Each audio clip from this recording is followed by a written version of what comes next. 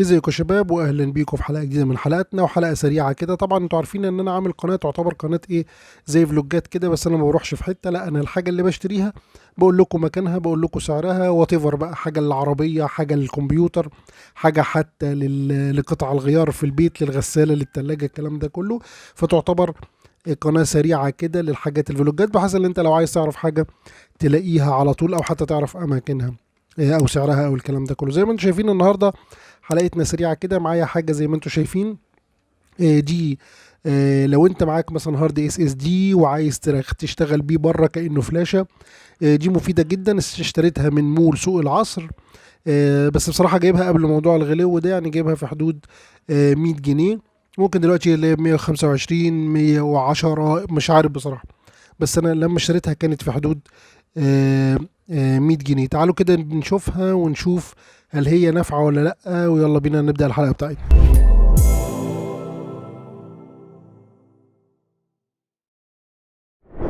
طيب تعالوا كده نشوف، نعملها انبوكسنج ونشوف الدنيا ماشية معانا ازاي. طبعا هي للهرود زي ما قلنا. لو عندك هارد مثلا بتاع لابتوب قديم، لو عندك هارد الاس اس دي، طبعا الحاجات دي اللي هي مقاس 2.5، مقاس 2.5، المقاس دوت. تعالوا كده بينا نشوف ونعمل لها انبوكسنج. زي ما انتم شايفين البوكس بتاعها حلو، يعني مش وحش، معمول كويس. طبعا ده الجهاز نفسه، او ده الراك نفسه زي ما بيقولوا عليه. كان زمان حتى عندنا حاجة في الكمبيوتر اسمها موبايل راك، اللي هي كانت بتركب مكان السي دي روم والكلام ده كله. كنا بنحرك بيها، اللي بنحط فيها الهارد ونحركه يمين وشمال. زي ما انتم شايفين ده شكل اللي هو الجهاز ده او الراك دوت يعني. وزي ما نشوف اهو ده شكله اهو. طبعا جوه البورت بتاعه، وهنا طبعا دي بتبقى حاجة بتسنده يعني. طب تعالوا نشوف الباقي. معاه برضو كابل اهو، ده الكابل بتاعه. زي ما انتم شايفين بيركب طبعا يو اس بي، هو يو اس بي 2. هم حتى كاتبين عليه ان هو يو اس بي 2 يو اس بي 3 شغال، بس بتهيألي دي يو اس بي 2 دي. ماشي معايا برضو نفس الحكاية، زي جراب كده صغير، بحيث ان انت لو عايز تحط جواه اهو. بص تحطه جواه كده، هو يبقى الدنيا تمام معاك. الجراب بتاعه شمواه، جراب حلو يعني، مش وحش برضو، بحيث ان هو يحفظه ما يتخدش منك مثلا وانت ماشي ولا حاجه. وتستخدمه كفلاشه، طبعا ممكن تحط فيه لحد براحتك تيرا بايت، مفيش اي مشاكل. والجهاز اهو، الهارد بتاعك اهو. وفي نفس الوقت ده شكل ال- ال- اللي هو الوصله اللي بتركب فيه هو نفسه يعني. تعالوا كده برضو ايه، هنجربه بحيث ان احنا نشوف الدنيا ماشيه ازاي. دي اهي، دي بتركب هنا اهي، زي ما انتم شايفين كده اهو، بتركب في الحته دي. بحيث ان انت بس هنجربه برضه، نشوف ان هو هنجربه على الجهاز، بحيث ان احنا نشوفه. تعال نحط الهارد كده ونجرب الدنيا ماشيه معانا ازاي. وطبعا خلي بالك من معلومه مهمه جدا، انا برضو كنت فاكرها حاجه بايظه في الاول. بص، دي هتلاقيها بتتهز شويه، يعني هتلاقي الجزء ده بيتهز شويه. فانا قلت الله، طب هو كده ده انا عايز الزقه بقى، لان كده غلط، وايه اللي ممكن بقى الهارد يتهز ولا حاجه. فانا طبعا افتكرت ان ممكن الهارد يتهز ولا حاجه. تقريبا هم عاملينها بحيث ان يبقى الموضوع فيه يعني شويه مرونه كده، وانت ايه بتحط الهارد عشان ما يحصلوش حاجه يعني. لان لو ناشفه يعني، تعالوا كده نجرب. لو ناشفه مش هتعرف تحط الهارد. هو الهارد بيتحط بالشكل ده كده زي ما انتم شايفين اهو. بيبدأ يخش كده الباور والداتا اهو، دخل خلاص اوكي اهو. بتبدأ ان انت، وزي ما احنا شايفين اهو، بات بكل سهولة. وتجيب الجزء التاني طبعا بتاعه وتقفل عليه اهو. ده الجزء التاني، هي معدن على فكرة، ما قلتلكوش ان هي معدن، هي معدن اهي.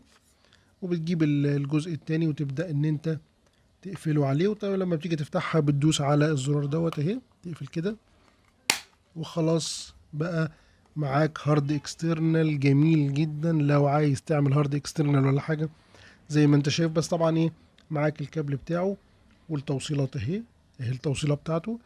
بتبدأ ان انت تركبها، وبعد كده خلاص الدنيا معاك وتشتغل على طول. وده الشكل بتاعه. تعالوا بقى نجربها على الكمبيوتر ونشوف هيقرا على طول، ولا هيبقى صعب شويه في القرايه، ولا الكلام ده كله. اهم حاجه وانت بتركبه، حاول بس ايه ما تضغطش عليه لجوه يعني. بص كده اهو، هوريك بحيث تخلي حته طالعه لبره عشان تقدر بضوافرك كده، لان هو لما بيغطس بص هم عاملينه بحيث يبقى ماسك جامد قوي ما يتهزش، يعني عاملينه بيبقى بحيث يبقى ماسك قوي جدا ما يتهزش خالص.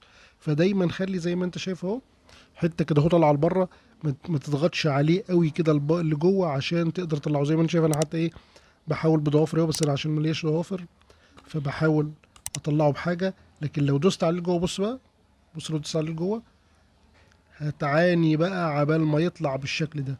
بصوا كده هتعاني عبال ما يطلع، فخلي بالك من النقطة دي، ما تضغطش عليه قوي لجوه. وزي ما انتوا شايفين خلاص بقى يعتبر هارد اكسترنال او يعتبر فلاشة، تقدر براحتك تعمل اللي انت عايزه. وعلى فكرة سوليد جدا اهو، مفيش اي حاجة بتتهز ولا حاجة ولا تخاف عليه. وفي نفس الوقت معاه الجراب الشموا بتاعه اهو، هتركبه في الجراب عادي بكل سهولة وشكله شيك وكل حاجة، وهتقفل عليه اهو ولا تخاف عليه ولا اي حاجة. ما شاء الله جميل جدا وسعرها حلوة، بس هي برضه هنجرب على الكمبيوتر ونشوف.